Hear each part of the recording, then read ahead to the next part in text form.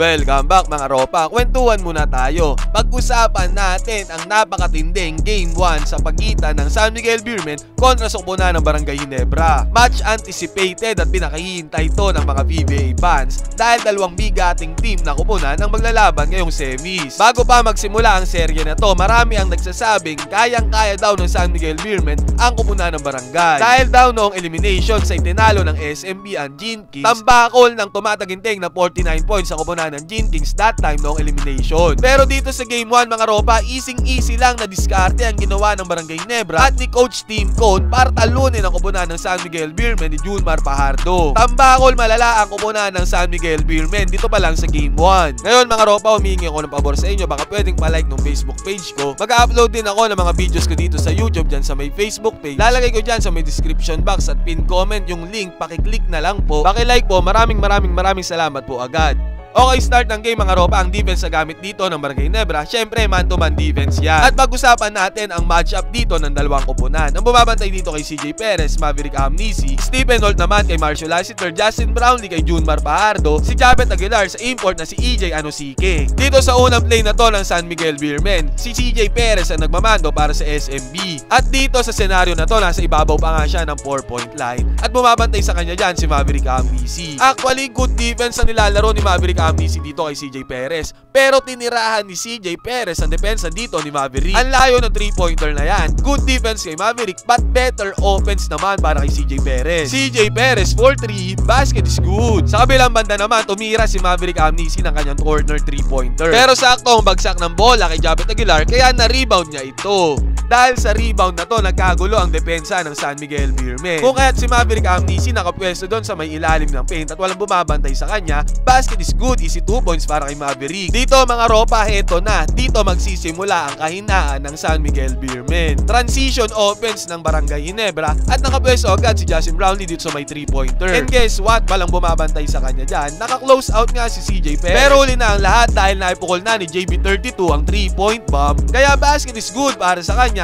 Take note mga ropa, dito pansinin natin. Good transition offense para sa Barangay Ginebra. Take note mga ropa, ang Barangay Ginebra ay napakaraming shooters dito sa kanilang team, lalo na ngayong conference. Kung kaya't mostly naghahanap talaga sila lagi ng open 3-pointer. Kung may pagkakataon na ma-open sa 3-pointer ang kanilang players, ipupukol talaga nila ito. Samantala ang San Miguel Beermen naman, sa napansin ko dun sa serye nila sa Converge at dun sa laro nila kontra sa Korean team na Suwon KD sa ESL, medyo hindi maganda ang kanilang depensa pagdating sa may 3-pointer at sa long range bomb. Mapapatunayan natin yan dahil sa serye nila kontra sa Converge, ang dami laging 3-pointer na naipupukol ng Converge Fiber Xers sa kanila. Yun din ang naging isang factor kung bakit nakatuto pa ang Converge sa kanila sa serye at nakapag-force pa ng do or die game. Take note natin yan mga ropa na ang depensa ng San Miguel Beermen pagdating sa 3-pointer hindi talaga ganong kaganda. The next play ng SMB, medyo nag-iba na yung matchup dito. Bumabantay na kay EJ Anosike si Justin Brownlee at bumabantay kay CJ Perez si Stephen Holt. Lately maya-maya magpapalitan pa ng bantayan at makikita natin yung full potential ng matchup dito sa serye na to. Pero dito mga ropa, nasa ibabaw si Junmar Fajardo at nasa may 3-pointer.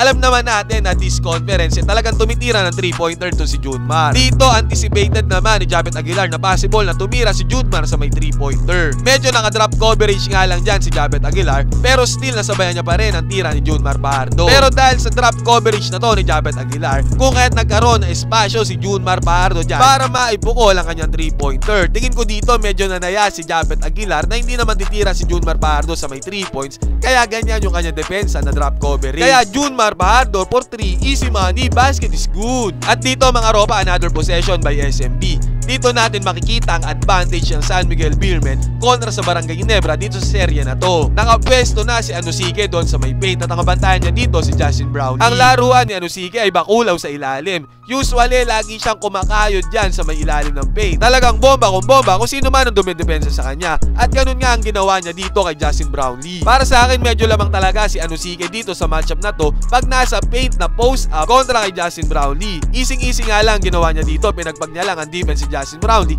easy 2 points na para sa kanya. Take note mga ropa kung ang kahinaan ng San Miguel Beermen ay yung depensa nila sa may 3-pointer. Dito naman sa serye na to, ang kahinaan ng Barangay Ginebra ay yung kanilang interior defense dahil kay Anosike at kay Pajardo. Aminin na natin na talagang malaki ang dalawang players yan ng SMB at yan ang advantage nila sa Barangay Ginebra. Dito fast break ni Anosike, dinakdak niya yan pero hindi nga lang pumasok. Ang ending, nag-end up pa rin sa kanya ang bola. At guess what? Walang nakadepensa sa kanya doon sa may ilalim. Sumabit lang si Japet Aguilar, nagkaroon pa ng foul. Malaking pwersa talaga ang import ng SMB para sa Barangay Ginebra dito sa may ilalim. Sa kabilang side naman mga ropa, dahil maliliit ang players ng Barangay Ginebra, bukod sa shooting na meron sila sa labas, yung mga plays sila na ganito na nakakatakbot, nakakakat sila ng mabilis, ang nagiging advantage nila kontra San Miguel Beermen dahil malalaki nga yung players ng San Miguel na di hamak na mas mabibilis silang tumakbo kaysa dito. Kaya ang tendency, mas madali nilang napapalawak ang space at nakakapag-create pa sila ng space katulad nito.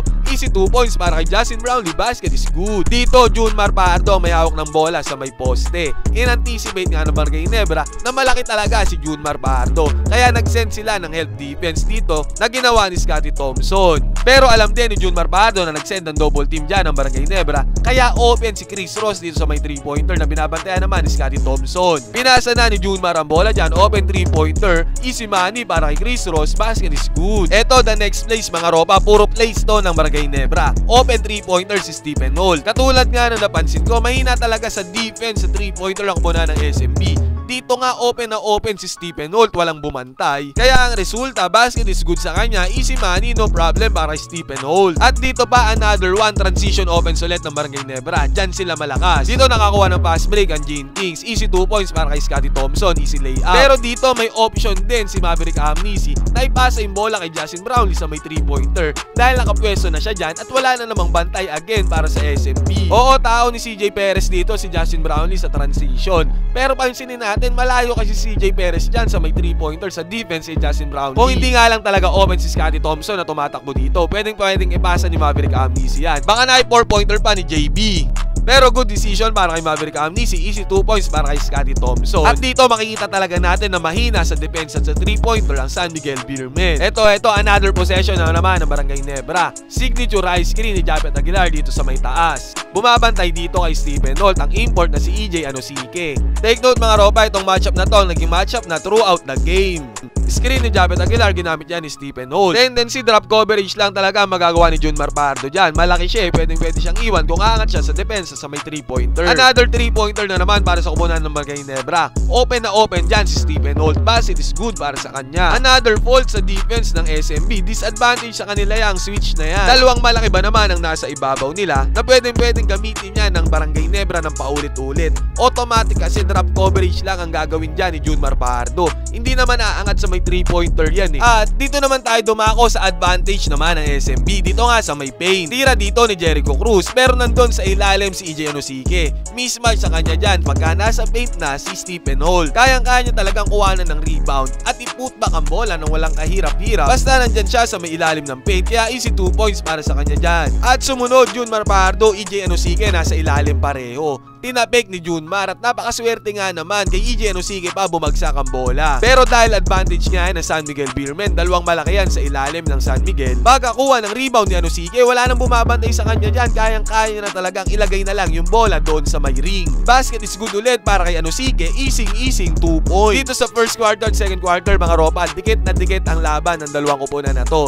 Dikdikan talaga, sagutan ng mga scores. Kumbaga hindi pa natin nalalaman kung sino pa ang lumalamang sa kanika nilang advantage. Advantage ng San Miguel Beermen sa paint, tapos ang advantage naman ng Barangay Ginebra sa may long range bomb. Pero ito na, pagdating ng huling minuto ng second quarter at sa third quarter, nagparamdam na si Justin Brownlee. Dito natin masasabi sa pagkakataon na to na lumamang ang shooting ng Barangay Ginebra kontra sa mga ginagawang inside plays ng kupunan ng San Miguel Beermen. Dito sa play na to, kick out kay Justin Brownlee sa may 4-point line. Dito lang siya nakapwesto sa may 4 points. Pinake niya ang bola at napagpag niya ang depensa ng San Miguel Beermen. Si Marshall Lassiter dito nag-alangan na sumabay sa kanya. Kaya nagkaroon ng pagkakataon si Justin Brownlee na ipukol ang 4-point shot na ito. Take note mga ropa, sa buong conference sa lahat niyang game nila, si Justin Brownlee ay laging mayroong nagagawang isang 4-point or mahigit pa na tira. Kung kahit yung mga ganyang open shot mga ropa, ititira niya talaga yan sa 4-point line. Sa next play mga ropa, high screen ang ginawa niya dito kay RJ Barrientos. At dito anticipated na ni CJ Perez ang maaaring mangyari.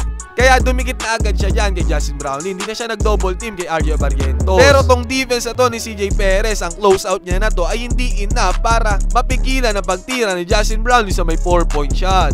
Nagkaroon pa rin ng espasyo si Justin Brownlee para ipukol ang kanyang 4-point bomb. Kaya another 4-point shot na naman para kay Justin Brownlee. Basket is good, easy money. Bago pa matapos sa second quarter, nagpakawala si RJ Barrientos ang another 3 points ulit. At ang gandang signature play ang ginawa niya dito together with Japeth Aguilar. Signature ice cream play nila. Nag-double team ang San Miguel Beermen dito kay RJ Barrientos. Kaya nag-roll na si Japeth Aguilar papunta doon sa may ring. Good read naman kay RJ Barrientos para ipasa niya ang bola dito kay Japeth Aguilar. Ang problema, walang nag-close out dito sa depensa ng San Miguel Beermen. Dapat kasi dyan may mag-close out pero wala. Kaya easy 2 points para kay Japeth Aguilar. Slam dunk, basket is good. Dito na tayo sa third quarter. Start ng third quarter, nakakuha si Justin Brownlee dito ng open again 3-pointer. Open na naman sa 3-pointer ang kupunan ng Barangay Nebra. Kanina pa lang mga ropa, sinasabi ko na ang depensa dito ng San Miguel Beermen in terms of 3-pointer, ang hina nila mag-close out, ang hina ng depensa nila pagdating sa long bomb. Easy 3 points para kay JB32, walang kahirap-hirap. The next play, ang gandang pick up ni Justin Brownlee dito para makuha niya ang depensa ni Junmar Pardo. Si Junmar Pardo, sinasabi ko na sa inyo mga ropa, hindi yan naangat dito sa may 3-pointer, kaya ganyan lang ang depensa niyan. Kinapitalize si Justin Brownlee ang pagkakataon na to, kaya tinirahan niya si Junmar Pardo sa may 3-pointer. Again, basket is good para kay JB32. At dito, transition offense again ng Barangay Nebra. Nakadrop defense na naman ang kapunan ng San Miguel Beermen dito sa may long bomb. Sunod-sunod na nga ang long bomb na binibitawan dito ng Barangay Nebra. Still nakadrop defense pa rin sila sa transition ng Ginebra. Ang layo ng defenders ng San Miguel Beermen dito, kaya kuwang-kuha ni Justin Brownlee ang open na 4-point shot.